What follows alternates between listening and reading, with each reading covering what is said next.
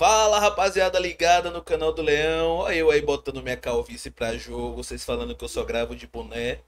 Tá aí, ó. Galera, ontem um dos fatos que mais se falou, dentro do universo do Vitória foi a entrevista de Fábio Mota no Charla Podcast. Foi o fato que mais repercutiu. E eu confesso que eu não assisti essa entrevista na íntegra ainda. Eu vi apenas os recortes que viralizaram em várias páginas do Vitória. E através do que eu vi nesses recortes, né, eu tenho certeza assim, que as pessoas pegaram os principais fatos falados. Eu fiz um comentário. Eu vou usar um trecho do podcast Cria FC que eu participei hoje, que eu acho que resume tudo que eu penso a respeito desse tema. Então não vejo necessidade de eu repetir tudo aqui. Eu vou usar esse corte lá no canal, que eu acho que tá bem legal. E vocês vão ver aí agora em seguida. Lembrando, galera, e pedindo mais uma vez, estão pedindo para vocês colaborarem e ajudarem o canal. Estamos tendo muita dificuldade. Estamos assim, até em alguns momentos, pensando em precisar parar mais uma vez. Mas eu tenho certeza que com a força de vocês aí, vocês vão me dar uma moral, se tornar membro a partir de R$ 2,99. Já estão postando lá no plano de membros vídeos exclusivos, mas vamos melhorar mais ainda. Estamos aqui num trabalho intenso. Mas enfim, galera, você gosta do nosso trampo, você tem como nos ajudar se tornando membro. E em breve, eu tinha até prometido que será nesse vídeo, mas agora eu prometo que será no próximo. Eu juro, traremos também o Apoia-se para você que quiser apoiar através dessa outra ferramenta. Mas por enquanto, você sendo membro a partir de R$ 2,99, você já nos ajuda bastante. Agora fica aí com o corte, não esqueça de deixar no final do vídeo o seu like. Aliás, no final não, deixe logo agora, para você não se esquecer, ou acabar tendo que sair na metade do vídeo. Deixa agora o seu like, se inscreve no canal, comenta aí o que você achou, compartilha para quem não conhece o trabalho do canal do Leão ainda. E eu tenho certeza que com a ajuda de todos vocês que nos acompanham aí, vamos ficar cada vez mais forte. Fica aí com o corte agora e ouça minha análise baseada nos trechos da entrevista de Fábio Mota no Charla Podcast. Fábio Mota, mais uma vez, né, gente, esbanjou aí todo o seu charme, seu carisma, né, num discurso bem espirituoso, bem... Ele é bom de oratória. Ele é bom de... O que é, velho? De oratória, não é de oral, não é de oratória. Então, ele é bom, ele convence o pessoal. Ele é um cara que, assim, as entrevistas dele dá vontade de assistir, que ele é um cara espirituoso, ele é um cara que tem justamente essa oratória, essa fluência verbal que consegue aí prender o torcedor e deixar o torcedor esperançoso também, né?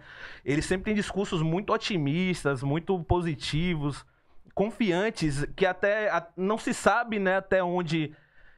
acaba a confiança e onde começa o baratino, né? Porque a gente já tá... O mal do discurso de Fábio Mota é que já tá se tornando repetitivo e previsível. Então, assim, o repertório dele nas entrevistas tem sido muito mesmo. Então a torcida já começa a cismar um pouco com as coisas que ele fala. Mas é importante, como o cara é uma liderança, né, gente? É importante ele passar confiança para seus liderados. Porque se o cara que tá à frente de tudo... ele não tem confiança, aí fudeu. Você já tem um elenco que, assim, possui limitações qualitativas. Então, você precisa passar confiança para sua torcida. A torcida, toda vez que o Fábio Mota dá uma entrevista, a torcida tem uma injeção de ânimo. De fato, ele consegue mobilizar. É uma qualidade dele. Ele consegue, através do discurso dele, mobilizar, como eu falei. Já tem gente um pouco cismada, porque ele já andou, principalmente esse ano, aí, dando algumas declarações que não se concretizaram e aí caiu um pouco em descrédito, mas em outros momentos também ele já deu declarações que se converteram no que ele falou. Então ele chegou, fez o discurso dele, né? O discurso dele bem fluente, bem característico. Aliás, os últimos presidentes do Vitória têm sido muito assim, né? Muito bom de discurso. Teve Paulo Carneiro, que já tinha uma pegada mais austera, uma pegada mais envergada na hora de fazer discurso, mas também era um cara de bom discurso. Tinha Ricardo Davi, que já era uma parada mais verborrágicazinha ali, um discurso meio de coaching de farmácia, ali, uma pegada meio de investidor de startup, mas também tinha uma boa oratória. E esses dois, né, acabaram sendo só balela no final das contas. Fábio Mota não, ele tem créditos, como eu já falei aqui. Não consegui assistir a entrevista toda, porque ontem eu saí daqui, já fui resolver outras coisas, peguei recortes rodando na internet, o principal, todos já tem conhecimento, uma parte falando dos ingressos que baixaram, que é uma parada que a gente vem batendo na tecla, ó, há muito tempo. Postei lá no canal ontem, tudo que eu falei no canal aconteceu. Não sei se você viu esse vídeo, Ciro, que eu falo assim, inclusive essa entrevista, gente, foi lá pra galera do BeiruCast, lá do Beiru Tancredo Neves. Eu estive nesse podcast no dia 29... 29 o quê? 12 de abril desse ano. E Fábio Mota deu entrevista 12 de agosto, 4 meses depois. E no podcast eu falo, né? A questão dos ingressos tinha aumentado. Ali a gente tá, acho que na altura do jogo do Flamengo. Nesse podcast eu já falo que os valores eram absurdos. Aliás, desde o começo do ano eu já ia falando que o Vitória mostrava tendência de elitização. Fui batendo nessa tecla, trouxe vídeos, a galera marcou, fizeram campanhas, marcaram o Fábio Mota, marcaram o Vitória. E o Vitória nunca se manifestou. Nesse vídeo eu falo o quê? Quando tiver em crise, aí o clube vai saber recorrer ao torcedor, vai botar ingresso de 30 conto. Ele botou ingresso de 30 conto. Vai botar promoção até para levar a família toda. Ele botou promoção para você levar um não sócio. E quando o clube tiver na estabilidade de novo, que a gente vai conseguir, se Deus quiser, se estabilizar, aí volta tudo ao normal. Aí volta o ingresso de 200 conto, se associe, quem não se associar é contra o crescimento do Vitória. Todo aquele papo elitista que... Se não tivesse perdido... Era mesmo, não mudava, sabe? E eu falei, mas na metade do campeonato, mas exatamente na metade do campeonato, exatamente o que eu falei, cara, foi uma cravada, assim, modéstia à parte, que gabaritou, tudo que eu falei aconteceu, né? E, não sei, é um movimento que, antes que o torcedor fale assim, ele ouviu a torcida, esqueça isso, galera, ele não viu a torcida não, ele precisa da torcida e agora ele tá fazendo um jogo de marketing justo, legítimo, para trazer o torcedor, né? Tem página aí querendo dizer que, não, foi porque a gente puxou a campanha, não é. Na verdade, ali foi uma oportunidade que ele teve de jogar, né? E, claro, a gente vai aproveitar isso, eu já vou levar minha filha, eu falei aqui no podcast que eu não tava conseguindo levar minha filha, já vou levar ela como não sócia no próximo jogo.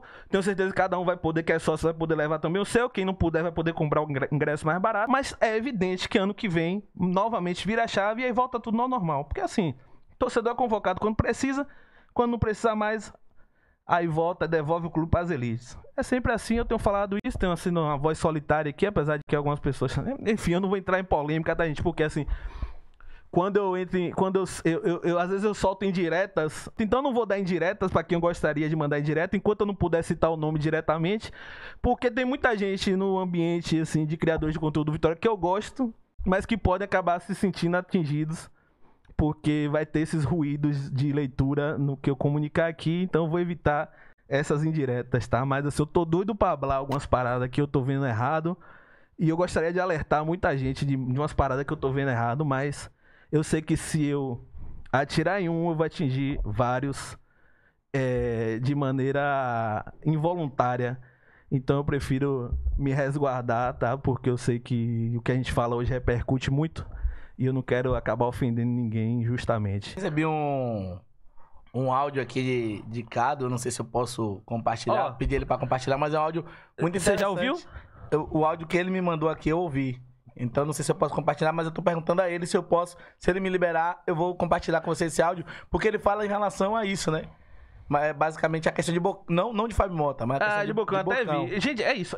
Só pra finalizar, Fábio Mota, ele é um presidente, assim, ele é um grande dirigente, tá? Ele possui alguns vícios, assim, que eu acho que é intrínseco, né? Essa elite, assim, baiana, essa elite política do Vitória, né? São coisas diferentes, elite baiana, elite política, ele faz parte das duas elites. Mas eu acho que ele é um grande dirigente, né? Embora ele tenha um pouco dessa onda da figura do Narciso, tenha se apaixonado um pouco pela própria imagem, né? Ele se tornou um cara muito ligado a isso. Mas, peraí que eu só tô vendo uma parada aqui, velho. Mas ele é esse tipo de liderança, né, participativa, né? Esse ano ele tá assim dando uma estrupeçada, acho que tá sendo muito mal assessorado, acho que assim soube de um fator novo quando eu falo uma pessoa nova que entrou no Vitória, que mudou um pouco assim o comportamento de Fábio Mota.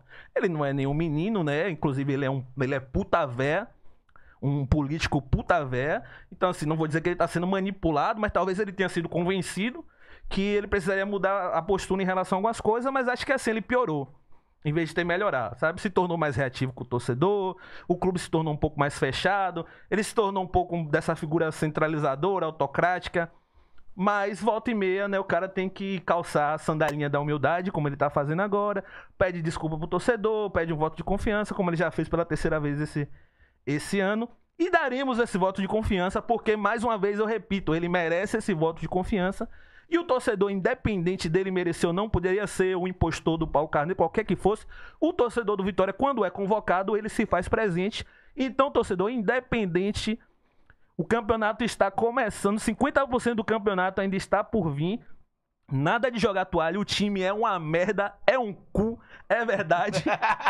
Esse elenco é um elenco horroroso, porém, no entanto, temos 50% do campeonato. Gente, se o torcedor do esporte ainda está confiante, torcedor do esporte mesmo, depois desse jogo do Grêmio, então, os caras estão confiantes. E se os caras ganharem, tem 17 rodadas, ganharem mais 2, os caras tá na briga, irmão.